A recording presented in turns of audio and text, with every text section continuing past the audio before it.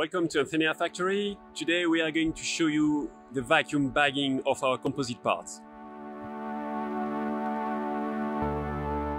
Vacuum bagging is actually the best process to follow complicated patterns, and for sure we have some complicated shapes on our molds, and it also ensures that there is absolutely no air remaining inside the structure of the final product to improve its resistance and therefore its lifespan. Come with me, I'll show you how it works.